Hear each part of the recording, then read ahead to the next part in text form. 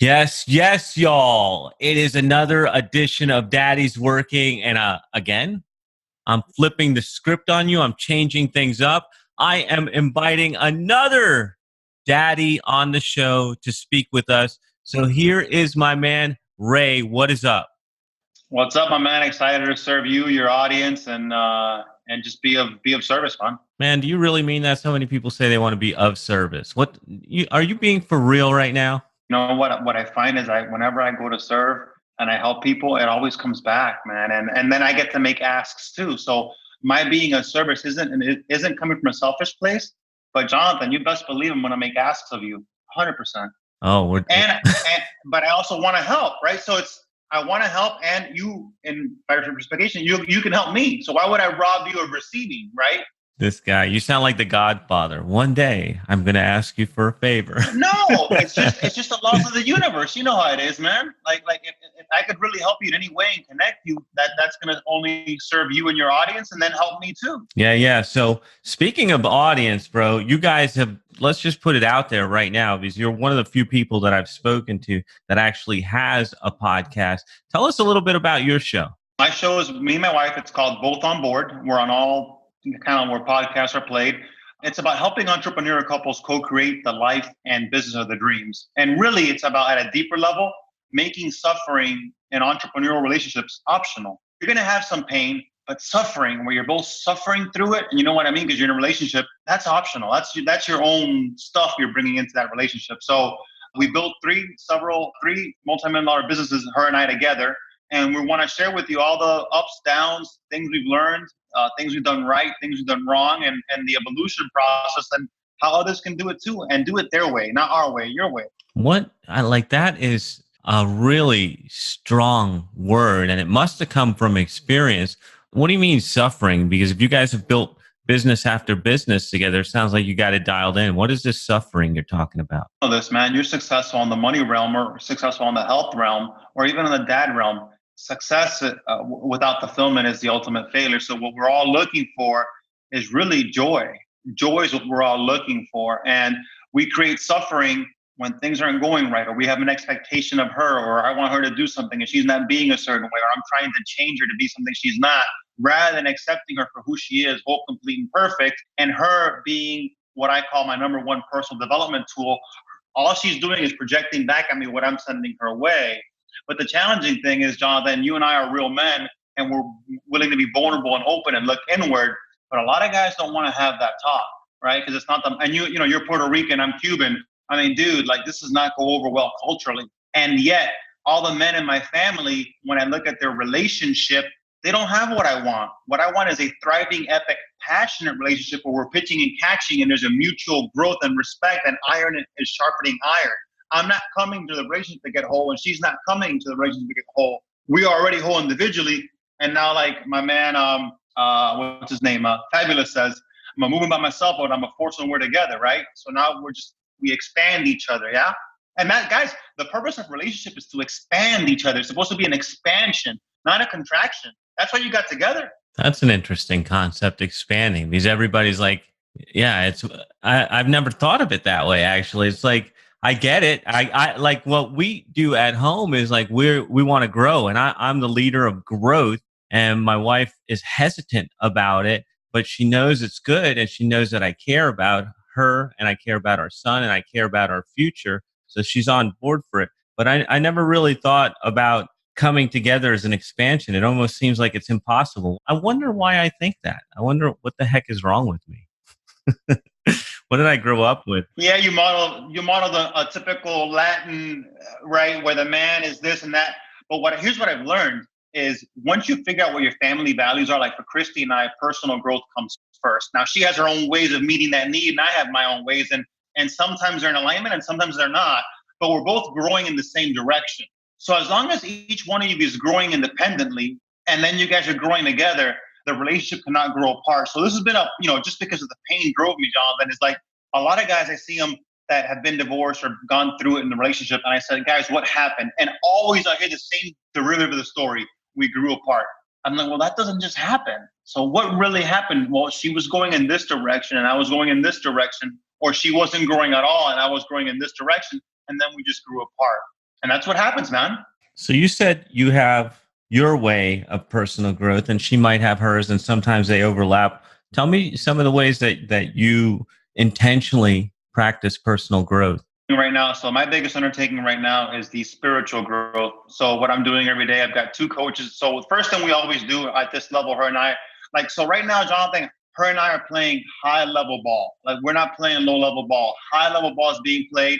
And we both, so because high level, now it wasn't always this way. So don't compare, contrast, just wherever you guys are at in the process, that's where you start. Right now, we're in a place where we're playing high level ball. So right now, you ask, what am I working on? Well, right now, we always get coaches. Right now, my biggest thing is on the spiritual side. So I've got a spiritual coach that's working me through Akashic records and third dimension, fifth dimension, and kind of like evolving that space, meditation, those kind of things. And then I've got another spiritual coach helping me more with day to day, like connecting with you. There is no, Jonathan, we didn't connect by chance. Everything's happening for us and through us, right? It was intentional that I sat next to you on that seat. Like it just didn't happen on both seats, right? There was, again, the law of attraction, the law of the universe is lining things up for you, for people that vibrate with you at a vibrational match. So then you can do something together and make impact, right? So again, it's not monetized. It's how do we serve together? How do we, and maybe it's just the joy in kicking it with Jonathan, right? So there's joy in that. So for me, it's been really in the spiritual growth and really just being joyful in the present moment and being more present. So more of this idea of me being rather than doing. I've done a whole lot in my past from not a lower place, Jonathan, but I've done a whole lot from a place of hustle, drive, grind. Let's do more. Let's be more. Let's go. Let's get it. Hey, what are we meditating for? Let's just fucking rock. Yeah. And you can achieve things like that. But then and here's a challenge with that. That's short-term motivation. I think long-term to succeed, you need inspiration. So motivation will drive you, but I think long-term, it's not going to work. Long-term, you've got to listen to what your soul's here to do and kind of double and triple down on that and do from that place, be from that place. Because, Jonathan, you're talking about being a dad too. And being a dad changed a whole lot of things for me because it required me to really be present with my daughter and then show her how I want a man to be with her. Same thing with my wife. And I still struggle with this. It's not like I've got this all figured out and I'm getting better and better at it. Just awareness alone is powerful. So the spiritual path is the path for me and I'm just evolving in it. So I'm just starting off on that path. So that's what my growth looks like right now. I like the idea of growing in the same direction. That is fascinating. And I've not heard it put that way before. So let's rewind a little bit, right? You're evolving, you're growing, you're getting better. You're now giving advice to other folks like us so that we can learn from your journey. But what was it like in the beginning when you two decided to work together? What did that look like? Man, I'll keep it 100 with you, dude. There was times when she would close the freaking the bathroom door and lock herself up in the bathroom and cry, and I felt miserable, bro. I mean, that was fact. That's how because she quit. My wife was a school teacher, so she's always had a servant heart and a teacher's heart at heart, and third, fourth grade. So. And it was painful because she quit that, and went all in with us, So I felt miserable. And at that time, I had some resources. And I say right, because I was already in real estate when she kind of quit. I could have helped her financially, and I didn't. And, on our podcast, you'll hear like a podcast on money, which has been the most downloaded podcast. So I guess people do struggle with money in their relationships. I didn't know it was a thing until the data showed us, right? So we struggle with that, man. And then kind of like, remember, you come into a relationship, Jonathan, and your wife, I'm sure, has different money habits, rituals, things that she modeled, heard, and saw from her parents. And you, growing up Latin, have your own version of that. And then now you bring these two people together who have two different models of money and what that means. And now you want to complicate that. Let's say an entrepreneur is actually successful and has some material wealth. Now stuff really gets complicated, right? So initially it was that. So here's what I tell you where the blessing is, because I believe that in every tough time, there's a blessing that comes with it, right? Every lesson brings a miracle or blessing with it. So the blessing was, and I just discovered it recently with her on a podcast as we were talking about it. She goes, I'm happy you didn't bail me out. Even though it was rough on the relationship, I'm happy you didn't, because it helped her figure out all her own money issues. It helped her pay off her credit card debt. It helped her grow that muscle where otherwise she wouldn't have been able to learn it, right? Because in the entrepreneurship world, you only kill what you eat. I was already used to that, but she wasn't used to that, right? So what I advise a lot of entrepreneurs now is that if they're going to go into work together, one has more means or one's up an established business and the other person's highest need is security, pay them a salary, a small salary from the business, so that you can alleviate that. Again, it doesn't mean they're going to want it less. The truth is, she would have wanted it maybe even more. But again, it was now the uncertainty, the scarcity, like, and it just created tension everywhere. And we didn't need to go through that pain. We're happy we did, and it served a purpose. And yet, I think that there's a lot more elegant ways to get that result. That is crazy. So, all right, how long have you guys been married? Recently, we got married maybe 2 or 3 years ago. We've been dating for like 7, 8 years. And when did you guys start working together? Like, when did she quit that teacher job and come on board? 2011. Oh, so it's been since the beginning. I see. Yep. That's why you guys were separate. You're not in the typical. I actually found that arrangement to work, and it was my mom, my wife, who had the better money habits than me, and some people would find this weird, I imagine, but we've always kept separate accounts. Like, we keep separate accounts always. We bring our money together to do whatever we need to do, but we both have our own thing. And that has been great because I've stepped up to her level. And so I see where your wife is coming from. You helped her step up her game through the struggle, which is admirable. And not many people can do that. So in the beginning, so the money was a problem, and you could have helped that. You learned that now. What about just day-to-day working together? Did you guys just gel in the beginning, or was there hard times? Were you a little boss on her, or what?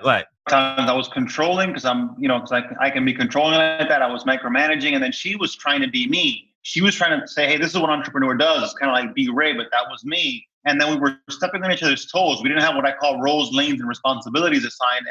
And then we didn't know what her unique ability was, or what my gifts were, kind of Colby assessments or DISC assessments, or both. All these things, strength finders, unique ability, like all these things to figure out what she's good at, what I'm good at, and then divide and conquer.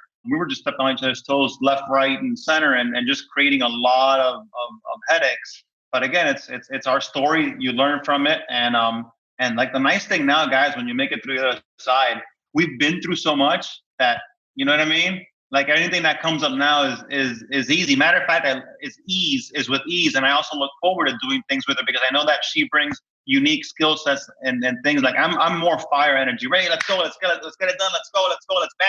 And she's, hold on, let's get grounded, let's set up the system. What do you want to talk about? Let's be like, even with the podcast, let's have an outline of what we want to cover. And then she's a little bit flowy, but she needs that structure. So she brings that soft touch to my she kind of like evens out my rough edges. Yeah. All right, so listen, gotta pay the bills. So here is a quick advertisement for your ears that I think you're gonna find useful. How would you like to spend more time with your family and less time on your business? Before anyone chooses to do business with you, they need to know one important thing. Can I trust you? The only problem is, building trust can take forever. And I know you don't have that kind of time. But what if there was a way to build trust in minutes instead of years? You'd want that, wouldn't you? Good news, buckaroo. That's exactly what you'll get inside my Digital Daddies Toolkit. It's got my top 3 speed influence tools to make you a trusted expert in any market quickly. Go to daddysworking.com/DDT to grab your copy today. See, we tried it when we first got married. We tried working together, and I was doing my real estate business, and she came on board, and it was, I mean, the fact that we stayed married, I think, is a testament to how much we loved each other. But it wasn't pleasant. And she had to go out and get a job because I was a shitty leader. I didn't even know how to lead myself. And how was I going to lead this beautiful woman? I didn't have it in me. I was immature. I was complete nonsense, seriously, in the beginning. But it took... Me too. It didn't happen till we had our kid, actually. Because what you just said there, and I want to highlight it because it's one of the reasons why this is working for us. And I want to make sure that the listeners understand how important this is that idea of knowing unique ability, taking that Colby, taking that strengths finders, finding the places where you guys are strong and putting you in the best spot for success. Because this time when she came on board, I had her do a Colby, a strengths finders. Then we went down through the list of work that we have to do in our company. And I just lined up her strengths with the possible work that looked good for her. Some things worked, some things didn't. We got an assistant for that. But That's a place for, you got to get mature. How did you do that? Did you have mentorship? Did you have help? How did you guys figure that out? As we started to scale, as we started to scale the company and bring on other people and want to bless other people with an opportunity to kind of join our team, it had to work. And I looked at the data, guys. The accounting, for example, dude, it wasn't getting done when I was doing it, and it wasn't getting like it wasn't consistent. Like it just, look at the fruit. Does it work better when she runs it? Yes. The home, does it work better when she runs it? Yes. With my daughter and her schooling, does it work better when she runs it? Absolutely. Right. So, and then giving her control, like what Jonathan said was a great statement, guys, in terms of like, dude, I was an asshole. Like, it's just like, I was immature. I wasn't ready to step up as a man and be a provider and own this area of my life. And then ultimately I wanted control, and control nothing grows. She has to be her own person. So Jonathan, once you give her ownership of something, she runs with it. That's her game. Now, she might come to me back for advice, but I am not running that show. That's her running that show, and I'm more giving some input. Here's what's possible, guys, because I love the question, Jonathan. But here's I want to give you guys an idea of what's possible. What's possible by working together and you guys generate rep together and do it together is you guys start to build the same money habits and values habit of meaning how you make investments in the world. Meaning you want to go to a vacation. Well, how does that get valued? You want to go a certain kind of lifestyle. How does that get valued? So you start to share now in the values of how we now spend money. Right? Because you've made it together so that you guys know the value it takes to generate that revenue dollar amount, right? So it's not about whether or not we're going to spend the money. It's a question of we're going to get more value than we receive, and getting clarity on, babe, what we value. We're both in a very high level mastermind. That's big dollars. I'm in a big dollar one. She's in a big dollar mastermind. Well, we both know that personal development ranks high, if not, it is number one in our values list. So we have open checkbook to hire coaches and masterminds. Like, she doesn't have to check with me. Open checkbook. You want to hire this person, babe? Open checkbook. Hire them. She just started a new marketing course yesterday or the day before. So I guess that's what's possible, guys. Is that you guys can really figure, like, as you guys work together, you create this synergy. You figure out what you guys really want as a couple and what you guys are about. And Jonathan, the other thing I'll kind of like leave your listeners with is what I love about Strengths Finders and all those things is that the reason you attracted that couple is because they were good at things that you sucked at. Because the universe seeks balance. See, the universe, right? One song, one verse, right? Universe, right? The universe seeks balance and integration, right? So you're great at all these things, but she might want some of the things you have, and you might want some of the things she had. So, for example, she was very good at turning off and going on vacations. Dude, I was terrible at that. So I wanted more of that, and she had like an off chill mode that I liked. Like she was driven and hungry, but it wasn't on all the time, right? And she could communicate with people, and she was so compassionate and caring. And I go, damn, I want some of that. You know what I mean? But I wasn't allowing myself to do that. So, I mean, Jonathan, I'm sure you see that in your wife when you look at your relationship. Dude, your life needed some of that. Tons of that. You think you were rough. I don't know. Maybe you were rough. I was like, I can't even imagine the person that I was. I don't even know how she even liked me. She probably just wanted to make me better. She's like, oh, look at this little mess. I'm going to fix him. Jonathan, they all do that, man. Yeah. They see potential, and God bless her and my wife and your wife for seeing it. Man, so tell me, you keep talking about this. You keep bringing it up. What are your core values? From the last event you and I went on, and just getting clear on what I want. I think for me personally, one of the biggest core values for me is definitely growth, being able to grow and expand, being able to serve, right? To use that growth and expansion and serve and add value. Gratitude, man, appreciation. Look, man, I'm very clear that my grandfather had not left Cuba 60 years ago. Like, my life would have been completely different, right? I wouldn't have this idea where I could actually live my life to my fullest potential. I'd be limited by the environment. And your parents leave Puerto Rico. I mean, I go back to the island often. I mean, it's a fucking disaster. I love the island, and it's a disaster. I mean, let's call a spade a spade. I mean, not as bad as Cuba, but so gratitude, man. Gratitude is huge. What else? Man, accountability. Accountability with yourself, doing what you say you're going to do, and how did you attract this idea that you attract things is important for me. Forgiveness. Forgiving yourself, having that empathy and being compassionate. I think a lot of times, like us as entrepreneurs, we're very hard on ourselves.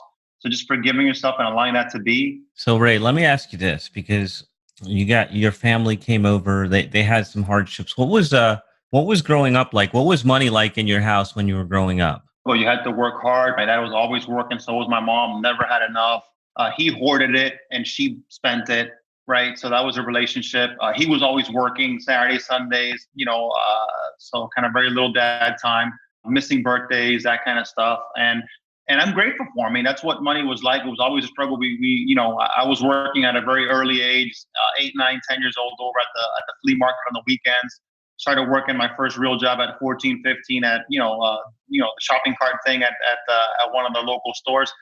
But you know what? I mean, it taught me money habits. It taught me a lot of things. And in the relationship that were abusive to each other, my parents, they loved each other, but they were abusive to each other, right? Physically and verbally. And my dad was a playboy. I mean, you Puerto Rican boys, you know how they roll. So my dad was a playboy. And I saw that, and I saw the pain that it created. So I kind of never did that, man. I never kind of rolled that way. So this idea of Louise Hay is where I learned it from, and she talks about that you choose your parents. You come into this world to choose your parents. So your soul chooses them. You come down here because they're here to teach you something, and that's what I learned. So everything's happening for you and through you. So I'm grateful for my dad and my mom. I wouldn't be the person who I am. I wouldn't be so driven to grow and expand and learn all this personal development stuff if I had an amazing upbringing. That's With you guys. awesome. That is awesome because there's 98% of people out there that say my upbringing is messed up and that's why I'm messed up. So I love to hear that it was messed up and I said, "Hey, I don't want that. I can do better." Because that's freedom, isn't it? The power of choice, the power to take action, the power to make a difference. That's what makes us free. That's why we're sitting here right now. That's why you're free to have a great relationship and be a great dad. And I don't think enough people really are grateful for the freedom that they have or even notice that they have it. Like, I learned and I can do something different. That is powerful, man. So look, what didn't I ask you? Was there something that you thought we were going to talk about that we didn't talk about in these last couple minutes here? Your audience, who is your audience, and kind of what are their challenges? Are they looking at, is it the dad part, is it the health part, or is it the integration of all of it? The way I have set this up and the people that I know from my audience, the whole two listeners besides me, are guys who want what I call harmony. And so I don't believe that there's anything like work life balance. I think that's BS. There's, like you said, seasons where you got to really put up or shut up. And then there's seasons where you got to chill out. But these guys listening to this show right now want to know how to have harmony between family, faith, fitness, and finances. That one, I agree with you wholeheartedly. There's seasons, and in different seasons, you're going to have different things. Different things be at higher levels. Here's what it really is, guys. Get clarity, which is huge, which we went over this last event. So get clarity what season you're in. Are you in spring? Are you in summer? Are you in fall, winter? Get clarity what season you're in, and then what that looks like for you in that season, in the area of your faith, in the area of your finance, in the areas of your fitness, in the areas of your fun, family, right, and your finances. So once you get clear on all those 5 or 6 F's, your level, guys, right? So like, for example, I'll give you an example of season when my wife was having the baby. I couldn't have my fitness at a level 10 then, right? It just wasn't going to make sense. I'd have to go somewhere else, and that wasn't going to work because she was eating all kinds of different foods while she was pregnant. It didn't work. Now I still kept the process of going to the gym up, right? That kept, but I wasn't at 7% body fat. I was at 15% body fat, right? For example. Right. So what I'm saying to you, so integration is what I believe in. How do you get all of what you want at the level you want it? And then also understanding, guys, that there are trade-offs. But the more you integrate, the more trade-offs. Let me give you an example of what that looks like day to day. I want to hang out with grandma, and I want to hang out with my daughter, and I need to get my workout in because I'm doing 75 hard. All right, I'm going to go pick up grandma for an hour drive. I'm going to take her to the ocean. We're going to get in a kayak. My daughter loves kayaking, and then we're going to do that together. So I'm integrating fitness. I'm outdoors. I'm getting the right. So how do you meet these multiple needs? I take my daughter out for a run with me. She runs very slow. I mean, whatever it is, what it is. She's 3, but I have a weight vest on, and I speed walk or I run right beside her, and we make it fun. Or she'll climb on top of me as I do plank holds. So again, it's about integration. My wife just started working out. I bought her a whole bunch of. She never used to work out before. She did yoga. I bought her a whole bunch of a training package, and then now she works with a trainer, and I'm in the same area she's training, but we're connecting. She's not training with me because that, like I think it'd be too much for her to follow my directions in there, but she's training, and now we're having that connection together. So again, how do you integrate these things, guys, so that you have it all that you want, all at the level that you want for the given the season that you're in? Damn, bro, Does that make sense? yeah. Because I'm getting ready to get on 75 hard, and I'm thinking 2 workouts a day. But like you said, I throw my kid on the back of the bike. We go out for a bike ride. It counts. I'm outside and I'm doing a bike ride 45 minutes. And they love it. Wow. Yeah. Or go get a little kayak and put them on a kayak. Dude, I mean, it's you can do a ton of stuff, man. Yeah, it didn't occur to me, bro. And I love the idea of integration and getting more out of every minute, because we have a finite amount of time. So how do you get the most out of it? So Ray, look, this is awesome. I know that you have a busy schedule. Where can people find out more about your podcast or you, or wherever you want to send them? Because I know they want to know more about it. This is the best thing. I mean, we've got 10, 11 episodes out there. Actually, the next one drops tomorrow on finances at a higher level, because we got a lot of, we did a finance 101, and this is a finance 202, right? So both on board, the name of the podcast. You can follow me on also Facebook at Ramon Gonzalez, and on Instagram at official Ramon Gonzalez. And notice how he rolled those R's just to show you. but it's not the Puerto Rican R's, baby. Oh, too good, brother. Thank you so much, man. Thank you. In this little amount of time, you've made a big impact, and I'm grateful for having you on, brother. We will hopefully be talking again. I know we'll be talking inside our mastermind, but I think you need to come back on the show again. Thank you so much. And everybody go check out Both on Board wherever you listen to podcasts. This is the podcastfactory.com.